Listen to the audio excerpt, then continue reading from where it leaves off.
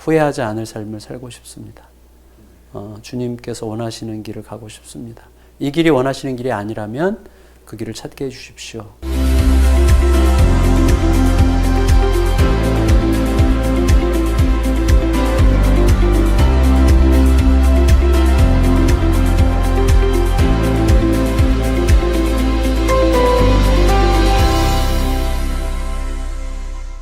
목회자로 부름받은 계기에 대해서 한번 말씀해 주실 수 있을까요?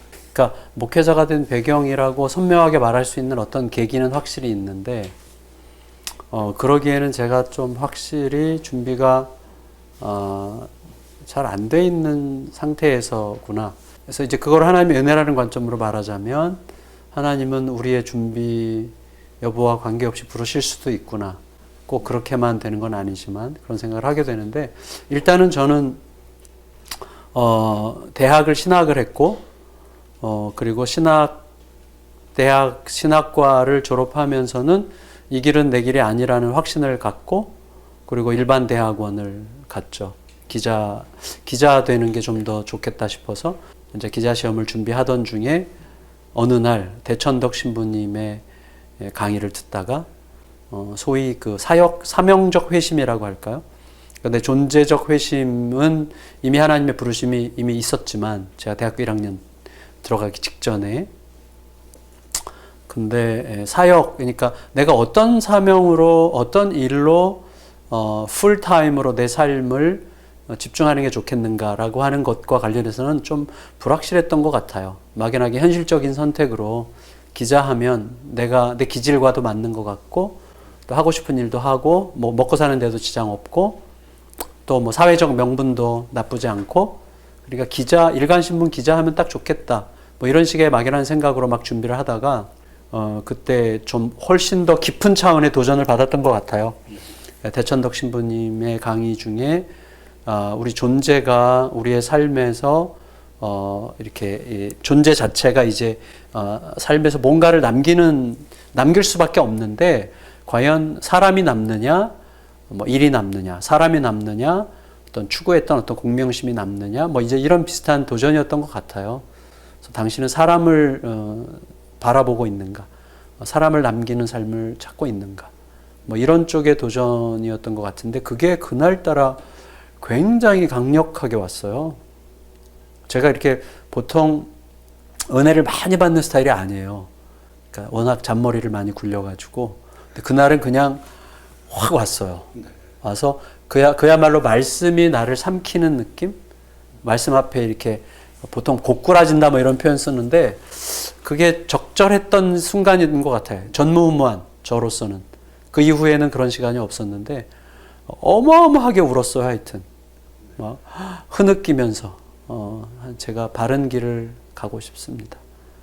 후회하지 않을 삶을 살고 싶습니다. 주님께서 원하시는 길을 가고 싶습니다.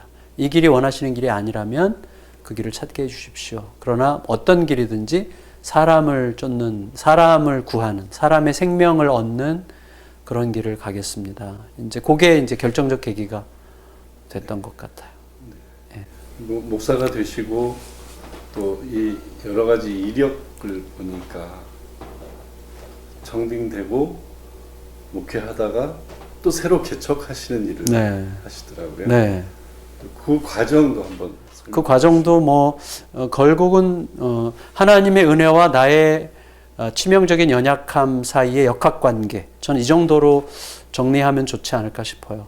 그러니까 하나님은 항상 신실함으로 기다려주시고 신실함으로 이끌어가 주시지만 저는 불신실함으로 대답했던 것 같아요. 예를 들어서 제가 늘 제 자신에게 말하는 게 너는 개혁적인 목회를 하고 싶으냐, 진짜로 말씀을 따라서 개혁적인 목회를 하고 싶은 거냐, 아니면 말씀을 따라서 개혁적인 목회를 한 사람으로 기억되고 싶으냐. 후자가 되는 경우에는 하나님을 사용하게 되더라고요.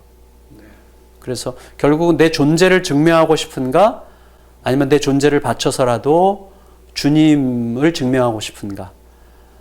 이제 그 차이에서 싸우게 되는 것 같아요. 근데 저는 아무 생각 없이 하나님의 존재를 사용해서 내 존재를 증명하려는 삶을 살아왔다는 것을 이제 개척하기 전 그 담임 목회했던 교회에서 정말 뼈저리게 깨닫게 된 거죠.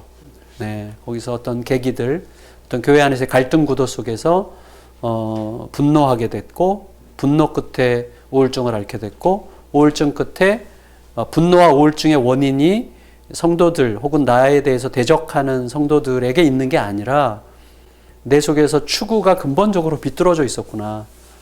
그러니까 내가 내 존재를 증명하는 것을 추구하지 않았다면 그렇게 분노할 필요도 없죠. 뭐 나를 반대하는 사람 얼마든지 있을 수 있고, 나를 인정하지 않는 사람 얼마든지 있을 수 있고, 나를 별로 안 좋아하는 사람 얼마든지 있을 수 있는데, 하나님께서 나를 이 교회 담임 목사로 있게 하셨다면 담임 목사로 있는 동안에라도 신실하게 하나님의 말씀, 복음을, 그리스도를, 하나님의 나라를 전하다가 떠나면 되는 건데, 분노하고 못 견딜 정도로 분노하고 밤잠을 못 이루고 심지어 공황장애와 우울증까지 앓았다는 것은 내 속에서 하나님의 나라와 하나님의 의를 구하기보다 내 존재가 증명되지 않는 것에 대한 분노가 그렇게 컸던 거구나. 그래서 그때 정리가 됐어요. 내가 하나님의 이름을 아무리 많이 외쳐도 하나님의 이름을 통해서, 하나님의 이름을 사용해서 내 존재를 증명하는 데 얼마든지 쓸 수 있는 존재구나. 그래서 하나님, 저는 앞으로도 그럴 가능성이 많지만, 그러나 이제 의식하게 됐으니 이제는 하나님의 이름을 위하여 제 존재가 무너져도 괜찮은 그런 목회, 그래서 제 존재가 조금 더 드러나지 않아도 하나님을 추구하는 게 전부인 그런 목회를 맛이라도 보고 싶습니다. 조금의 맛이라도 보고 싶습니다. 이제 그런 걸 깨닫게 됐고, 그게 이제 개척의 결정적 동기가 됐죠. 그 일을 준비하고 실현하는 과정 속에서 정말 목회자로서 여러 경험들이 있으셨을 것 같습니다. 그렇죠. 이제 개척을 준비하는 과정에서는 또 과거의 목회적 경력이나 경험들이 많이 생각이 날 수밖에 없잖아요. 근데 하나님이 두 가지를 주셔서, 제가 이제 대형교회 두 곳에서 이제 부교육자 생활을 오랫동안 했었기 때문에 자연히 이제 그런 기억들, 또 그때 성공적이었던 기억들, 어떻게 하면 좀 잘 될 거라고 하는 어떤 막연한 기대감들의 어떤 목회적 기술들이 이제 막 종합적으로 막 생각이 나잖아요. 근데 그때 두 가지였던 것 같아요. 첫째, 그런 것들의 결과가 너의 패배였다. 그러니까 그런 것들의 결과. 거기서 익혔던 효율적이고 효과적이고 탁월하고 사람들에게 주목받을 만한 어떤 목회적 추구라고 하는 것이 나의 목회적 패배를 불러온 가장 결정적인 힘이었다. 그러므로 목회를 계획하지 말아라. 이게 저에게 굉장히 중요한. 그래서 과거의 경험들이 어떻게 보면 저에게 가장 크게 준 긍정적인 면들은 그런 것들이 다 쓸모없다가 아니라, 그런 것들보다 더 근본적이고 본질적이고 더 중대한 것을 추구하지 못하게 하는 방해가 될 수 있다는 것을 깨닫게 해준 거죠. 웬만큼 통하는, 웬만큼 먹히는 목회가 사실은 하나님의 본질을 추구하지 못하게 하는 방해꾼이 될 수 있다는 사실을 깨닫게 해주신 것 같아요. 그래서 그때 계획을 세우지 말자. 목회에 아무 그림 없이 목회를 시작하자. 그래서 질문만 하자. 하나님께서 오늘, 올해 나에게 원하시는 바에 대해서만 순종하자. 그리고 대답하자. 그래서 대답하는 공동체가 된 거죠. 그래서 그게 이제 그때 개척 때 주신 굉장히 중요한 사인이었고, 두 번째는 한국교회를 염려하지 말라는 거였어요. 주제 넘게 한국교회 하지 말아라. 그때 제가 데일리 브레드라는 그 경건 책자 있잖아요. 데일리 브레드. 거기서 그런 말을 봤어요. Bloom where you are planted라는 말을 봤어요. 너의 심겨진 곳에서 꽃을 피워라. 그것과 이렇게 뭔가 매칭이 되면서 한국교회를 걱정하지 말고 그냥 너가 개척하는 그곳, 그 지역에서 그 지역의 교회가 되라. 지역성에 대해서 강하게 얘기하셨던 것 같아요.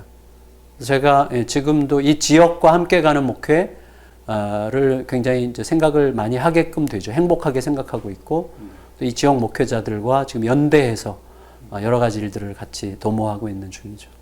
화성이 특별했던 이유가? 화성이 이제 엄청 크잖아요. 서울보다 더 크거든요. 네. 면적이. 그 중에 이제 일부 아주 작은 요 향남이 들어온 거죠. 화성을 품기도 버거워요. 요 향남만 해도 이제 7만 명, 인구 한 7만 명 정도의 작은 소도시인데, 여기서도 버겁죠, 사실은. 근데 이제 이게 가슴에 들어온 거는 이제 1차적으로는, 우리 저희 아주 사랑하는 동료 이규현 목사 때문이죠. 예. 저는 뭐 화성에 생각도 안 했고, 송파쯤에다가 개척을 하면, 잠실 송파쯤에다 개척하면, 그래도 성도들이 좀 몇백 명은 따라오지 않을까. 그렇게 이제 계산을 했어요, 머릿속으로.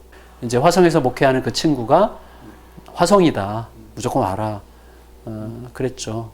그 친구의 설득이 저에게 먹혔던 거는, 47살에 교회를 개척하면 마지막 교회인데, 그 교회를 또다시 편안하고 편리하고 쉽게 시작하려고 하는 것 자체가 사실은 바람직하지 않은 것 같다. 오히려 교회가 너무나 필요한데, 적어도 건강한 교회를 추구하는 목회자 한 명이라도 더 내려오는 게, 이 지역, 그러니까 이 지역에 사는 것에 대해서 불명예스럽게 생각하는 사람들이 좀 많은 것 같은 이 지역에 와서 뭔가 희망이 돼주는 그런 교회를 하면 어떻겠는가, 그렇게 도전을 했고, 저는 뭐 제 기질이 굉장히 즉흥적이고 ENFP이라서 감성적이고 충동적이기 때문에 그래? 그러면 이제 움직이는데, 제 아내는 전형적인 ISTJ거든요. 제 아내는 움직이기 어려운 여자예요.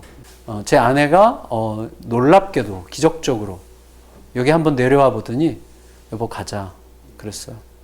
둘이서 뭐 행복했어요.